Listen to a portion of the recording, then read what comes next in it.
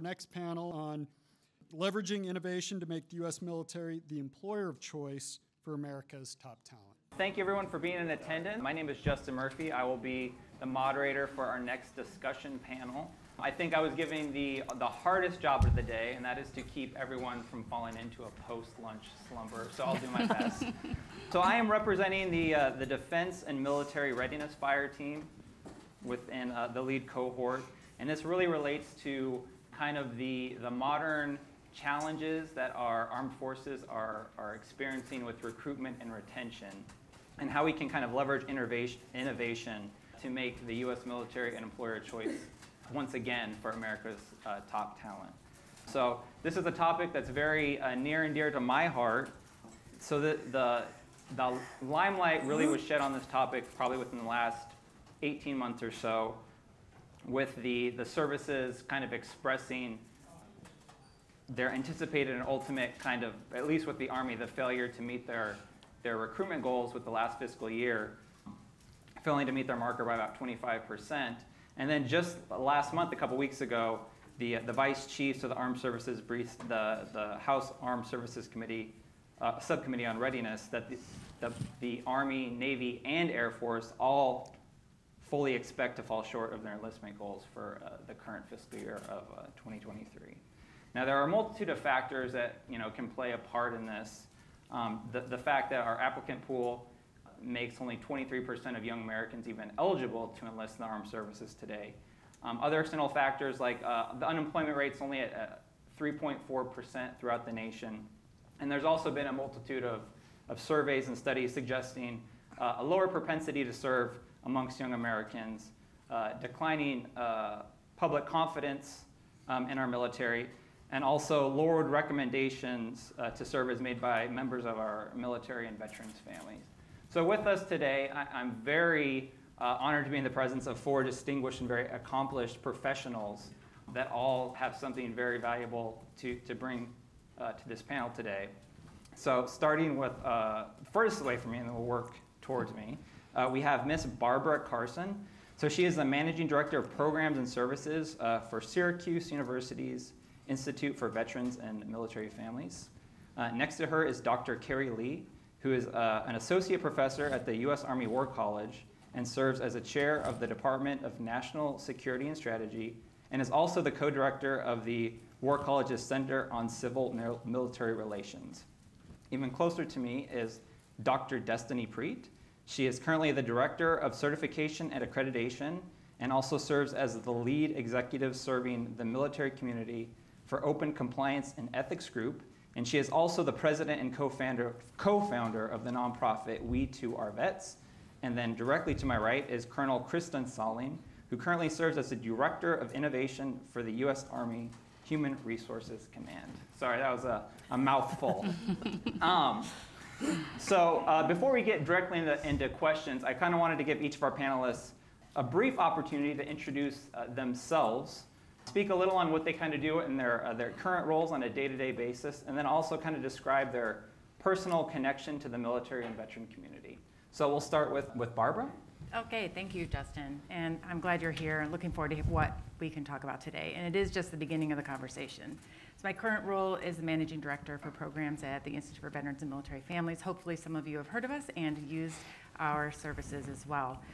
They cover entrepreneurship, so we've heard about that a couple times today for vets who want to start their own business. That is a form of employment, and it's been an excellent way for military spouses also to continue to grow their careers while being married to somebody in the service.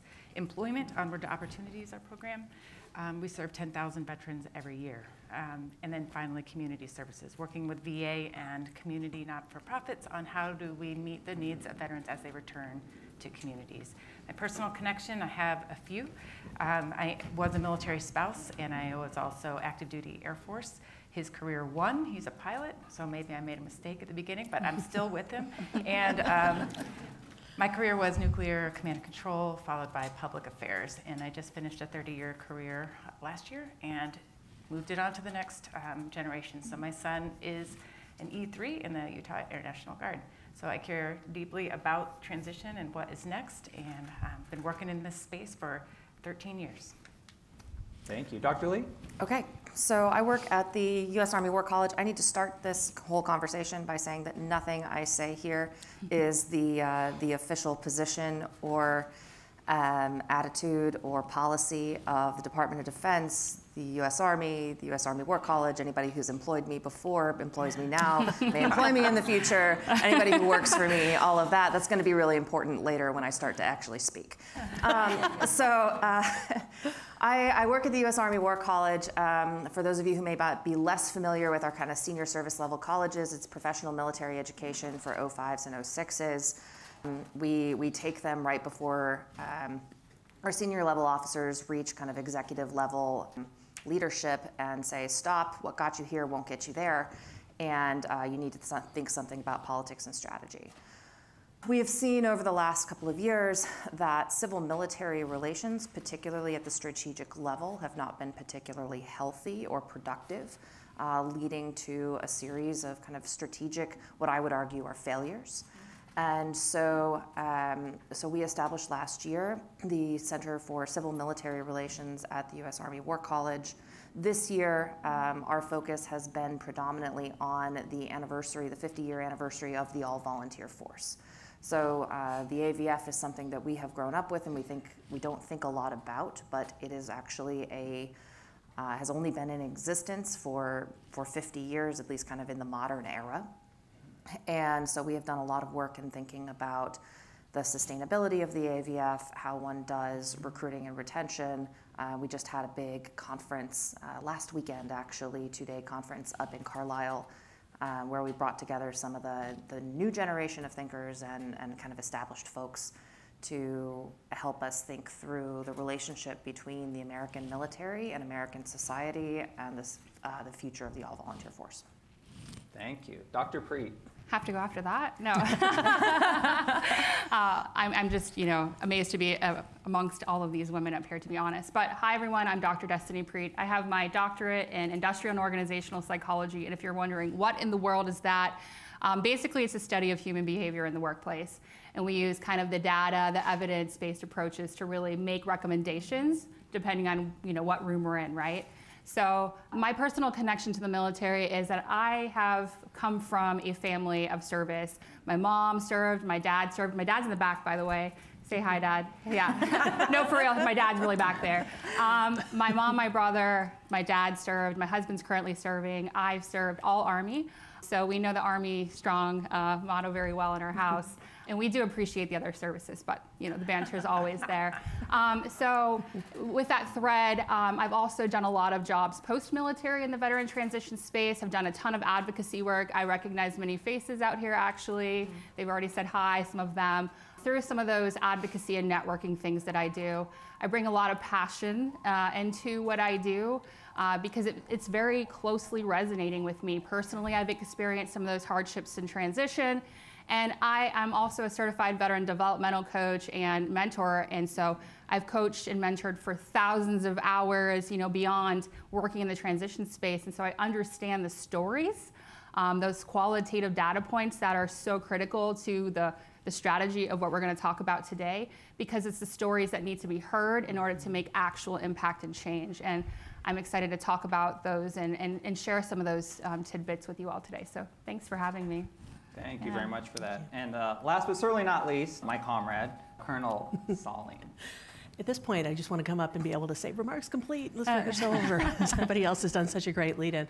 But I'm the director of the Innovation Cell for Army Human Resources Command. That is essentially a digital commanders action group. It's our charter to go out and bring best practices from the rest of the federal government, our fellow services, academia, and industry in HR to HRC so that we can better serve our service members. Touching on the all-volunteer force piece, that is very near and dear to our hearts because the way we look at it, HRC, the only thing we don't do for our service members is recruit, but we have the recruiting data, so we do support USEREC there. But we touch every single other piece of their career life cycle. We employ them, we send them to training to develop them, we handle the data on their transition, and we handle their records and benefits long after they've transitioned out of the service. If you look at our entire client base, we serve 1.3 million service members across all three components, our DOD, our Army civilians, former service members and their families. So that all accounts for a customer base of about 6 million people. That's a lot of responsibility, that's a lot of touch points, and we see us as one of the several organizations that acts as a manifestation of the Army's ability to and commitment to care for its people. So when we say people first, we see ourselves as where the rubber meets the road, and we have a number of different modernization efforts that we've been implementing over the last couple of years to try and get state-of-the-art service for our service members. Thank you very much. So to kind of kick off our line of questioning, I'd kind of like to kind of dig into the background a little bit and maybe look back at kind of what circumstances and structures brought us to this point of where we're kind of struggling with retention. Now, you know, whether it's policy or sentiment or other constraints, what are some of the ideas and strategies could we implement to kind of mitigate or even reverse trend with some of these issues that we're dealing now? Dr. Lee, would you like to kick us off? Yeah, sure. So I'm going to play professor here and kind of set a little bit of context for thinking about recruiting challenges immediately. Yes, we have huge issues, right? The Army failed to meet its recruiting standards last year or its end strength goal by about 15,000 people, which is enormous. It's on track to continue to fall short. Navy and Air Force, like you said, propensity is at 9%, eligibility is at 23%. These are bad numbers. But these numbers have been going down for a while, and I think what we're seeing now is a couple of proximate features, or not features, but a couple of proximate causes that are resulting in the current crisis, but that are exacerbating underlying trends.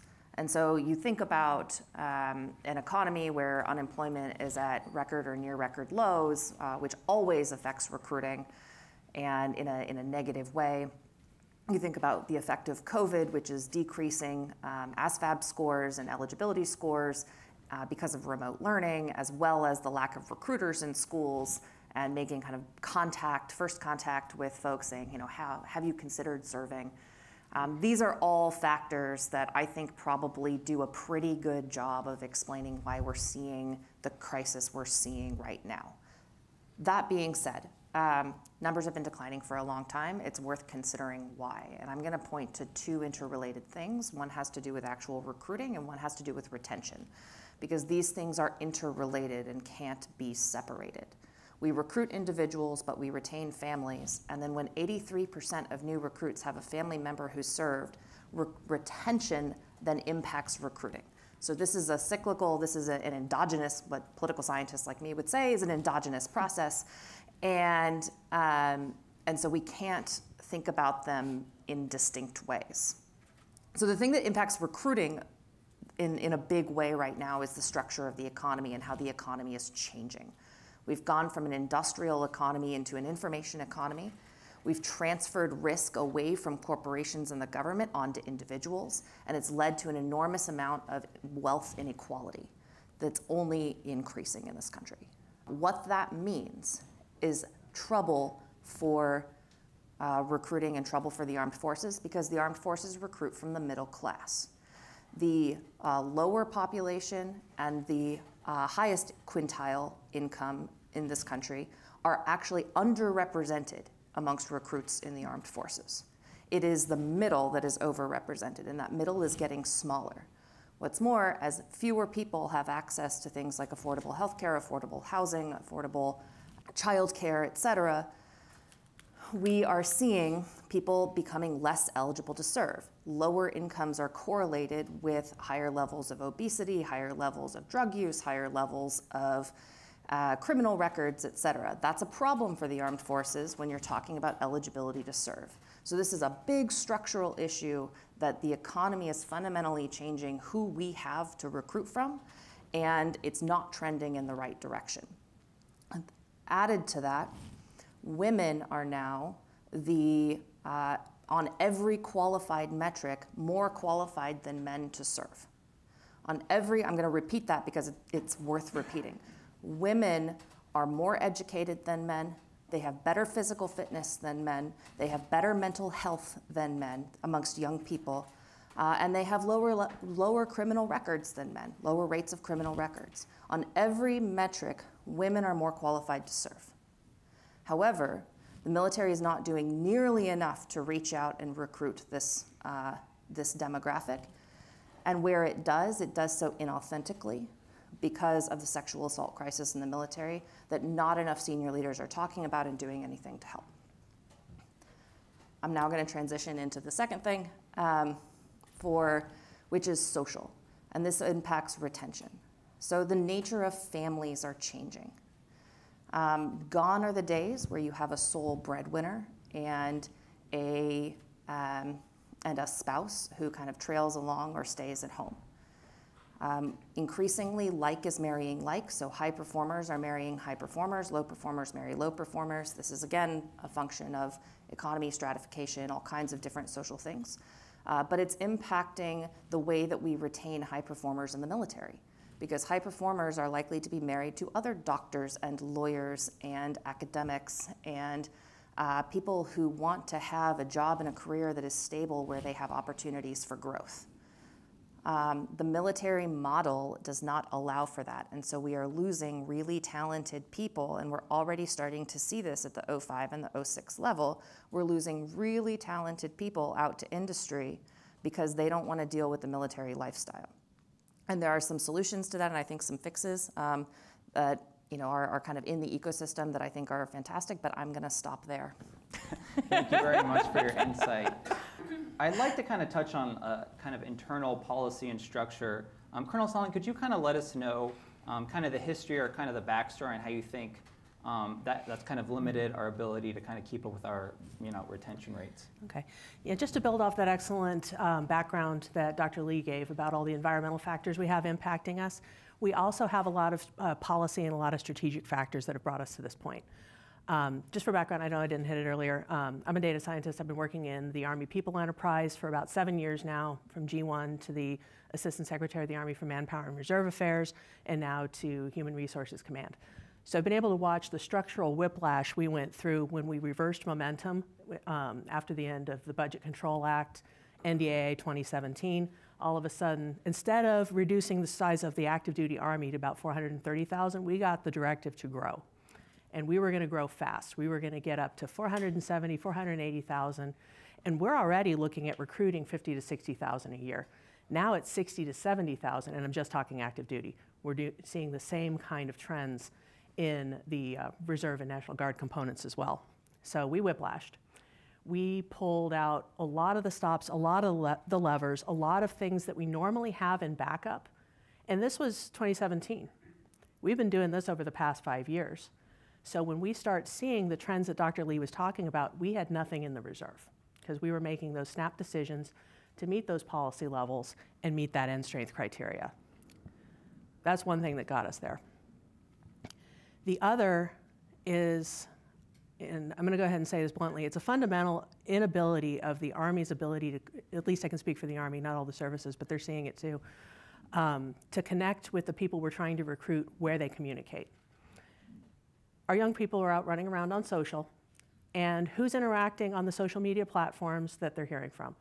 It's the young soldiers who are talking about how terrible we are on TikTok, it's people posting reels, it's people sharing their information of all of these different traumatic events, and this is what folks are seeing for the Army. They're not seeing the commercials, they're not seeing the large advertisements that are aimed at a generation behind even ours. So we're not talking to them where they're communicating, and I mean, just from our standpoint, we failed to meet them on their battlefield. So that's one of the things we're fundamentally addressing. How do we as an Army not just blast out press releases, but where do we go to connect people to have the conversations we need to have? How do we talk to them about how to solve their problems? How do we reach out to the family members and understand their wants, needs, and desires, and the new service members? They want to be self-actualized. They want to have some control of their career. We have to listen to that and figure out how to give it to them, because the one-size-fits-all Army is not going to serve anymore. We have to figure out how to meet people where they are. Thank you very much for that. Well, Dr. Prete, so kind of looking at data points and trends, what kind of insight can you offer on kind of the challenge that we're facing today? Yeah, a few things. I really appreciate what you just said there, because that's something that is absolutely critical is the data shows, especially, we always focus on the numbers, right? But let's talk about what builds those numbers is the stories, the experiences, that qualitative data. You mentioned that we're not connecting with the younger people. Even let's talk about something that the Army does, which is the CASAs, right? The civilian appointed secretary of the, yeah. Yes. These people are out there in the community, and their number one goal is to recruit, but they're older and they come from a different background, and they're not out there connecting with the younger generation. They're not telling the stories. Destinee can't necessarily see herself connecting with some of the people that are on the TV, and so it's really important to start doing that. Brené Brown once said in 2010, stories are just data with soul. So if you think about it in that way, storytelling is so critical. How many of you have seen the documentary Tiger King? I see some people laughing in here. Did you know that it was viewed by 64 million different households? Think about that. That's a story. People dedicated 7+ hours of their life sitting and eating popcorn during the pandemic and talking about that. Why aren't we talking about the military through lines of, stories? Why aren't we sharing the kind of good news stories? I have a friend named Amanda Huffman who tells stories of women. She has a podcast called Women of the Military Podcast. She also just recently published a book, A Girl's Guide to the Military. How many people have heard about that in here? Mm-hmm. Maybe some of you, right? Those are all good news stories in there because she sees and she has experienced the military through a positive lens. We're hearing so much, think about the 22 a day that we're hearing about. It's so important, right? But those are the experiences that young people are hearing about, and of course they're fearful. I know, the social issues that young people are interested in, sustainability, environmental, those things matter to them. So maybe we should share the military and the framework through those positive lights and what really speaks and resonates with them. I just had a conversation maybe 2 hours ago with a mentor of mine who said, the best thing that we can do is create another Top Gun movie, right? Because after that, the numbers in the academy and joining the military and becoming a pilot skyrocketed. Why? Because a story, right? They could see themselves. The young people on there were the ones telling. So even from a strategic leadership engagement map, it's so important to really connect with young people so that Destinee can see herself joining the military, especially as a woman. So just some things to think about as we're thinking about the strategy. And then real quick, I came up with 3 takeaways I want you to consider today as we're talking. The powers of I. So innovate, integrate, and invigorate. So we can innovate, we can use what's already out there, some of these artificial intelligence type of situation. I know the mindset is changing about artificial intelligence use.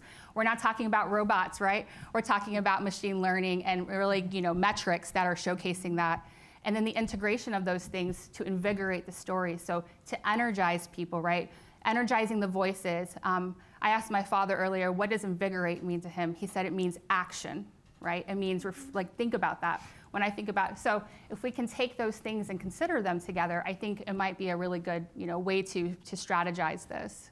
Thank you for that. Yeah. And Barbara, in your position working, with veterans or people or service members, at the end of their military tenure, what can you kind of offer with kind of the lens of, the end affects the future? We've covered a lot of ground there, and I do sit in an interesting intersection even before this position. There's someone in the room who worked with me, John Lira, when we were at the Small Business Administration, working with entrepreneurs during the Transition Assistance Program to show them what the future could be, and that's already too late. So what I see just from that experience, and we'll talk about what's happening right now as a practitioner in the finding those new pathways, that people believe that there is an opportunity cost to serving in the military now, rather than it's like the either or is not clear. It feels like the possibilities are endless if I choose something other than the military, and if I go to the military, I'm gonna come out not that much better prepared for the thing that I really wanna do that I can see now. So back to Kristin's point on communicating, reducing that perceived loss of opportunity, because there are many. And then on the other end, the chance to work with industry and see what they're doing, not only for their military pipelines, but also for other talents. Working with Walmart very closely over the last few years, they are looking at non-traditional talent. Military spouses are not the only ones who step away from the workforce for a while and want to come back. Working with immigrant populations, people who have been incarcerated. There's nuance too in some of these things that make individuals ineligible. And one more, how does the end affect the beginning? What was the statistic on how many families put their kids into the military? It's a very high number. Justin, what did you say, 83%? So 83% have a family member who served. It's somewhere around 40 to 50 have a parent. Right. So as I am the veteran coming out, my experience, or separated, even if it's after 6 years, you're going to tell a lot of people about your experience. You are a passive recruiter or someone who's convincing someone not to join. So we will talk about some of there are amazing programs right now in the military that do exist to make it better early. I'll give just a quick preview of a couple of those. Like we are doing. Kristin could probably talk about it. The inventory of things that we have that are being used poorly. One would be the Army's PAYS program, where we tell a new recruit, you will get an interview with an employer. Is it curated to the experience you have and what your actual aspirations are? Because not many of us want to do what we did in the military on the outside. We're hoping for something different and better. The sabbatical program, which I know the Navy has used more extensively, but there's a cost when you come back. You will not be competing with your peers in a way that's valued, and you might have learned something amazing. You might have used that sabbatical for a career pivot or go back to school, but you're going to come back looking like the same person to the Navy or the Army. We are wasting some talent there. So has anyone done education with industry while you're in the service? It's another opportunity where we send you out for a year or more, bring you back, and I know there are efforts to match you up with that new talent that you've just used that we could learn from industry, and it's just not happening. And those are the easy ones that exist. I hope we're getting to a conversation where we can talk about permeability. When you might not start with the military first, you could go to get a job for a while. Credentials are changing this whole picture for us, but we give credit in the military to folks who have some academic experience. You could come in as an E3 instead of an E1 with 20 hours, but we don't do that with commercial experience. What's the possibility there if you have something that translates to a duty that we need in our military now? Thank you. No, that's a great segue. So I mean, kind of looking at programs that are already in place that are kind of underutilized. The next kind of question I'd like to touch on is kind of sticking with the theme of innovation. So kind of looking at new strategies and implementing new ideas. How can the military services kind of foster an environment of innovation and forward thinking? And when they're so when tradition is so tightly woven into the culture. Colonel Salling? Throw me the good one. Now that's one of the things that we've been struggling with because we're such a top-down driven organization and innovation bubbles up from the people who are actually dealing with the problems. So again, I think a lot of it is the communication and the listening. It's like, how do we find the ideas, incentivize bringing those ideas into the pipeline and get people connected with the people who can actually use and take and scale those solutions? We've got a number of different efforts going on out there. 18th Airborne Corps has their Dragon's Lair kind of Shark Tank type pitch where they actually bring in folks who work on the PEO side, they work on the acquisition side, and they look at some of these things. We bring a lot of our data folks in there because I can get them plugged in with some of the data they need or the systems they need, and we're trying to do it that way. But really, for innovation to work, you either have to have communication touch points at all levels where people can reach out and get those ideas heard and listened to, or you've got to flatten the organization. I lean toward the latter. We want to be able to flatten the amount of different decision makers you have to go through in order to bring something up to a stakeholder or to pass down decisions and information about what the force is actually doing. So we've got some work to do there, but I think we've got a lot of advocates who understand the need for this capability, especially at high level and out in our mission commands. So that part at least is encouraging. Thank you. Dr. Lee, what can you add to that?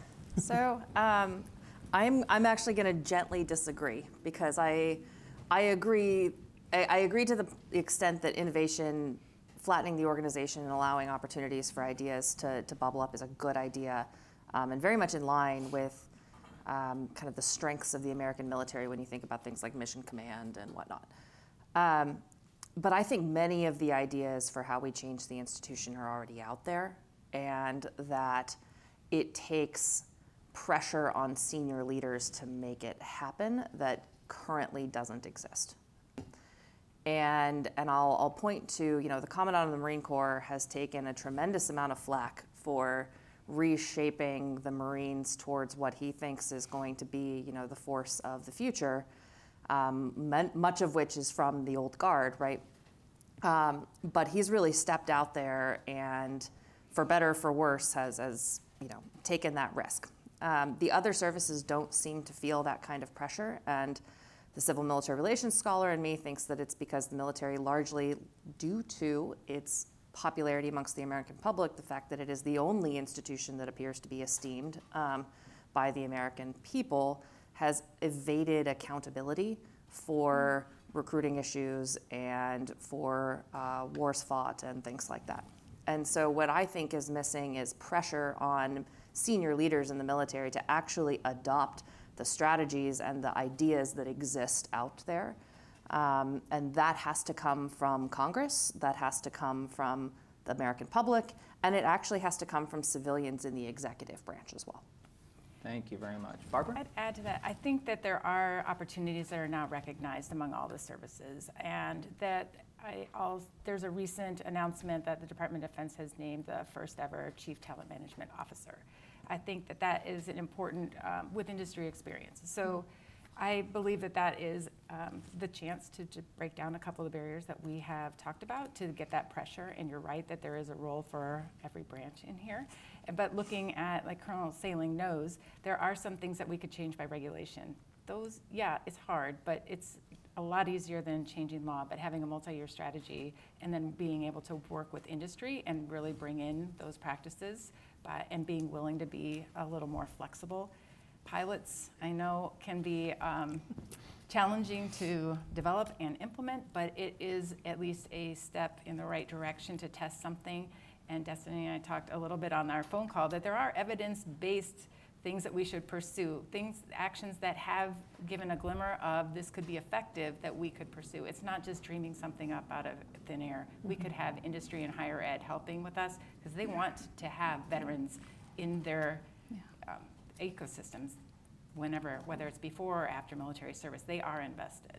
Absolutely. And Dr. Prete? Yeah, a couple of things. I think all of these ladies mentioned something that it seems obvious, but it's not so obvious, is creating that psychological safety whenever having these ideas and being brought to the table, right? Yes. So we have to get good at that, and that's a culture transition. But if there's safe spaces and forums that are dictated and provided for this opportunity, then I think it's really important. It takes the senior leaders, if you're asking for input, you have to have some sort of quick reaction, right? It doesn't necessarily have to be an action, but it has to be a validation. I heard you, and this is what we plan to do if we can't do it now. So it's not nothing, you're not necessarily promising people anything, but you're telling them, look, we hear you, we understand, and this is what we can do in the future, or these are some considerations we can add to the table whenever we're having that. So I think just creating a more psychologically safe space to do that, where people are heard. And then when you create that environment, you also have evidence of people being able to self-advocate for the things that they need and they want. So you kind of create this really mutually beneficial and respect type of environment. And I know that's a really hard challenge point for the military, because we need people to think this way. But really what we're talking about today is thinking outside of the box. We have to do that, because if not, only 1% or less of the population serve? And so we're talking about lower numbers. Think about how terrifying the possibilities are if we don't have the right people in the right seats when we need them, severely. So some food to think about. So can I add to that? Because Yeah. I think that's really smart. And bringing together, service culture is really hard to change. I don't know that it's enough to just have safe spaces where people Yeah. can express thoughts. Absolutely. You have to reward them, Yes. right? And so how Yes. we think about promotion in the military and who gets rewarded for those innovative thoughts and where do those go, besides just making an impact on the service, that's great, like you've done something good for your country, but are you personally going to be rewarded for that? Or is the service gonna look at you and say, that's nice that you did this broadening experience. That's Right. nice that you have ideas about recruiting, but you haven't been in, say, the Navy, at sea in 8 months, and so we're going Right. to punish you for that. So again, that gets back to, changing service culture does come from the top, and how Yeah. thinking about how we promote our enlisted and officers. Absolutely. I just want to add one thing to that too. I mean, kind of talking about permeability and how we bring together non-traditional teams, non-traditional workforces. We've really got to stop, you know, because we'll default to, oh, we've got a problem. Let's put together a high-level task force that may or may not have done, you know, some of these, having been on a couple of those, I can say that. But those aren't effective unless they can pull in those, you know, they can pull in those other ideas. They can pull in the best practices from academia and industry. They can pull in where the pain points are, and they can pull those senior leaders, and I absolutely will give you 100% agreement on that. They have to pull the senior leaders into the picture, and those senior leaders have to either be willing or have the pressure on them to realize that we have to change. We have this unfortunate culture in the Army, at least, I'm not so sure it permeates to the other services, that we're going to go, well, what problem are you trying to solve? What's broken that you're trying to, I don't want to wait until the wheels come off to try to fix something. I want to take a look at ways we can do business better. And we just have to figure out how to work through that little cultural challenge. Great, thank you. Barbara, I kind of wanted to come back to the comments that you had mentioned earlier about, you know, kind of mirroring private industry and looking at how they kind of manage, you know, talent acquisition. How can our armed forces hope to not only recruit but also retain today's top talent in such a highly competitive job market? A few quick thoughts. They reduce the pain points on actually joining the organization. They're more visible. From the time you show interest in it to actually being brought on is shorter by a decent amount. I'm thinking of both uniformed and also DOD civilians, because we are that's a critical need as well. We'd love to see some change there, just to strengthen our national security in total. The onboarding experience could be a little better. Thanks for agreeing already in view. So those that are successful in keeping people, it starts then, and it can be. We can do that a lot better. Industry is also looking at and does partner with others to co-create the talent. They don't expect you to show up knowing all the things. And is the ASVAB or the AFOQT for me, is that really still the best indicator of what I'm interested in, what I'm good at? Maybe not. And so, and what else might the services do to reward that preparation that people could do? Or do they want to partner at the front end to get folks ready? We're doing it on the back end now with SkillBridge as an example. So we are improving, I believe. When I say we, I still think of myself service. That's the we.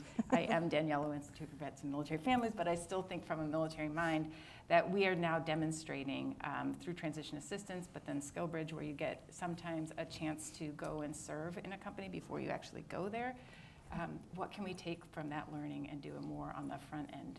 But what it has done is shown industry the talent that comes out of the military. So I believe it's a great opportunity, and those are some things we need to keep doing with industry. And now that we've got them hooked on the back end, let's get them on the front. Great. Help us make that talent. Thank you. Colonel Selling, so what is HRC doing right now to kind of, I guess, mirror practices that private industry does and how they manage their talent acquisition? So we have, you know, kind of the traditional means. We've reached out formally to companies to send us some of their best practices, documents, partner through contracts, partner through CRADAs and other techniques. But we've reached out in a number of different areas to partners we already have to look for short-term and longer-term training with industry opportunities. So those actually are fairly easy to create, and we're sending people out to learn about how different organizations are doing social care. They take a case from a social media discussion, move it into our CRM or our other task tracking software, and we monitor it going through. We're doing quite a number of those. And then we're also doing just a number of different exchanges where we're coming out to industry and saying, here's what we think we're doing, here's where we're trying to go, here's our vision for, we're calling it HRC 2030. In order to be able to field the Army of the future, you need the talent management and talent fielding mechanisms to field that Army. How do we build that? And let's bring together kind of a whole of government, whole of industry approach to how we manage, field, acquire, develop, employ, retain that talent. Thank you. Dr. Prete. No, I'm just kidding. How do I follow that? No, a few things to think about that kind of tying some of the concepts here together. You know, if you go into the regular workforce and you're not military connected, you know, you're given a hammer, right? A tool, right? And everything that you see is going to be like a nail. You're just going to see nails all around if you have a hammer. But what the military does, it equips you with a toolbox. And I know this is like, okay, yeah, we've heard this, but think about this. You know, you come in with an occupational code, right? That's the technical skills that you get built. Then you're also equipped at the same time with soft skills, you know, whether we like to acknowledge that these exist or not, they are very, you know, demonstratable. They're highly sought after in the civilian workforce. And these include everything from, you know, decisiveness, ethical decision-making, communication, trust and accountability, all of those things. And while those soft skills are also being built, the first thing you do in the military when you get in is you're like, here, this is your assigned battle buddy. And so that battle buddy starts the harnessing and cultivation of leadership, right? Because in that relationship, you have those relationship building skills, you have the trust and accountability. So think about these lines that you're building through the military experience, no matter what rank, no matter what service you're in. And imagine a world where, as you're building those things, industry comes in and says, you know what, we have a map for you. If you came in as cybersecurity, we have these certifications that will align, and all you have to do is maybe sit for an exam, but those will follow you throughout your career. So those things kind of already exist. I think credentialing assistants exist across services. It's one of the most underutilized funds, access to funds out there. In fact, they have threatened taking it away because it's so underutilized. Why? Because people don't talk about it. Right. I always say senior leaders don't care until their boots are in it. Do you know how many senior leaders come to me as a mentor and say, oh, you know, I'm scared about my transition and all these things, and it matters to them when it matters to them. But the truth is, if we're looking to our left and right as we should be in the military, then these things matter to them no matter what point they're in the military. So really, you know, harnessing the idea of all of these things align, we need to take full advantage of it, and we need to give them opportunities to build along the way. So, thank you. And Dr. Lee, what do you see from your purview? So I'm going to approach it from a slightly different perspective in how do we retain someone through the course of a career, right? And to me, there's a couple of things that I think really stand out. The first is where the military has a qualitative advantage over the entire civil society is in the fact that it offers universal health care, low-cost child care, on-base housing, and all kinds of other different amenities and perks. And yet the stories that we hear today is that child care is being cut, there is mold in barracks, there are issues with getting access to medical care, TRICARE is terrible, the VA is worse, and all of these kinds of things. Yes. And so the biggest investment I think that DOD can make is to start improving not just the quality, but access to housing, because a lot of places, even when you're searching off post, so Carlisle Barracks where I live, right, the housing market is insane. It's tight. Like you walk into Carlisle and you're lucky if you can get a house in 6 months. And so people will leave their families somewhere else because either they don't want to do the one-year PCS or whatever. So making sure that there's enough housing for people, that it's of good quality, making sure that TRICARE and on-post medical facilities have enough behavioral health specialists and the ability to treat dependents, things like that, just increasing capacity in the services that it already offers that are a huge qualitative advantage to service in the military. Because how hard is it for me to find a therapist right now, right? Not that I'm looking, but you know. So I mean, like how hard is it for you to find a primary care doctor who's accepting new patients? All of that in civil society is really hard and creates, and the health insurance, you know, industry more generally. So there, I think you can make some real qualitative investments that are going to, that will ease a lot of these stories and these narratives that then appear on TikTok and other places from our enlisted folks and junior leaders that will pay dividends. The second is, for God's sake, like drop the 2-year PCS thing because it's killing families. And I think there are good solutions out there for how we can change the nature of assignments and how we do assignments, because quite simply, we're just not retaining the people that we need to retain because it's killing spouses and it's killing their kids. Thank you very much. So the final question I kind of like to wrap up, I'd like to offer you each an opportunity from your own personal point of view. What is the future of the all-volunteer force, and what steps need to be taken to ensure its sustainability? We'll start from the end and work our way in. So Barbara? That's a good one. And there are people who have who've done a lot more study on, and Syracuse just hosted an event on this, and so did the Warhorse, which is on military reporting. So I encourage you to learn more about this. I think it's sustainable, and there are some cautions that it is not representative of the population, and that there was something that the draft could have done, may have done, that we need to make sure that it is seen as an opportunity and not something that is given up. And I do believe that young people do want to serve. It just was described and demonstrated in different ways than we might be thinking of it in our box. And if this is my last chance to speak, I will say that if there are folks here who are going to be on the Hill and doing policy and you want more information and research on policy or on veterans and military families, then please do visit the Syracuse IVMF's Research and Analytics. We've got a lot down by demographic, by employment, et cetera. It's VSTART is a good thing to Google. Thanks. Thank you. Dr. Lee? Future of the all-volunteer force. I have two thoughts. I'll try to be brief since we're wrapping up. The first is that we're in the midst of a very interesting conversation right now over American grand strategy, and I think that's really healthy because how big the all-volunteer force needs to be is directly related to what does America see its role in the world to be. We recruit in order to sustain our end strength is based on our commitments abroad and where we see America competing and where we see the United States being a leader. We're having a robust and healthy debate about that right now, and I think that's really important to keep in mind. The all-volunteer force could be a lot smaller if we weren't in Europe, right? It could be a lot smaller if our posture towards China looked different.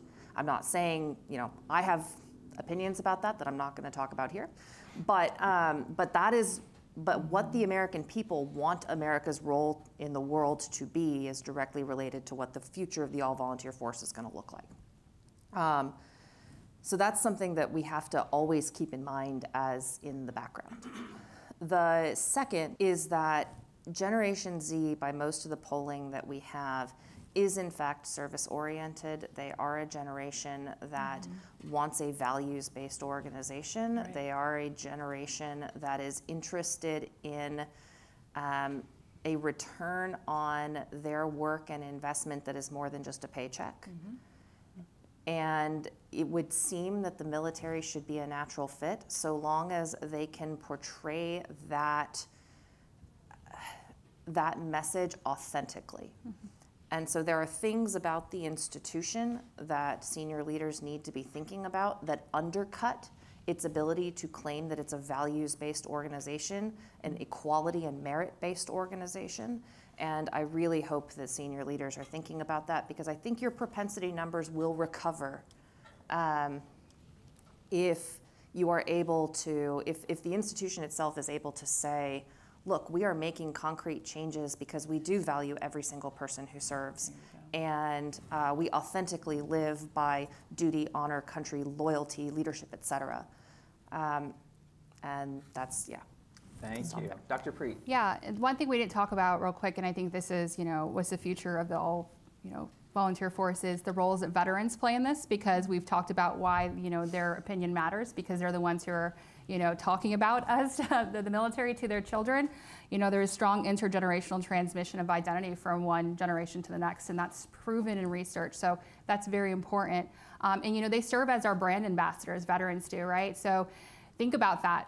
They should look like me, they should talk like me, they should understand what's important to me. So if we're thinking about it through a brand ambassador, perspective, it's super important to consider that, and that's where the qualitative kind of stuff comes back in. That's where the connections are made in the community. So something to think about the future of that all-volunteer force. And then just really harping once again, I last week was part of the first data analytics and artificial intelligence forum of the Air Force that happened last week, which shows that the mindset is changing about the way that we integrate machine learning, data, all of that stuff, and that's so important and that's exciting. And young people, that's important to them too, because that's what they're learning. I have 3 boys at home that are young, and all they want to do is be coders. you know, and so like they want to do data stuff. And so I'm like, all right, awesome, you know. One of my boys the other day said the word agreeable to me, and I was like, oh, wow, like whose kid says that, right? But the point of that was that that's something that's important to the young generation, and we really need to consider those things as we're moving forward on our strategy. Thank you. And Colonel Salling. Now I get to wrap this. This better be good. Now, we were talking about this a little bit earlier, the current state and the future of the all-volunteer force. I firmly believe that the all-volunteer force is how we get the most creative and diverse talent bench that we can pull from in order to solve our nation's problems, not just fight our wars, but all the different roles that the military plays. As such, the AVF is critical to our national security. Preserving that is going to be part of keeping our promise when we recruit our soldiers and their family members to service. And we can't keep that promise by doing just what Dr. Lee was talking about and saying, look, you're going to get all these benefits. Oh, well, that's getting cut. You're going to have this. Oh, no, you're not. You're going to have this. No, you're not. This generation especially wants clarity, transparency, and authenticity. They do not want to be lied to. So advocacy, investing in our soldiers, investing in their capabilities, the tools we need in order to understand their needs and wants and motivations, the ability to take care of them and provide them the care that they are signing up to provide, mostly to their families. Service members are very sacrificing. They don't want to be treated like dirt, but when you start letting benefits to the family drop, you will lose them. So I think that's the biggest thing we can ask for, is the advocacy to help us keep our promises that we make to these young people we recruit to service across all our components into civilian service, and our veterans who continue to serve in other capacities. That's where we need the most help, and I think we've got a good group here listening that can help us. Thank you all for your great answers. With that, we need to wrap up the discussion, unfortunately due to time. But I just wanted to thank all of our panel members for taking times out of their busy lives to come join us today and offer their insights. Thank you very much. Thanks, Jeff. Thank you.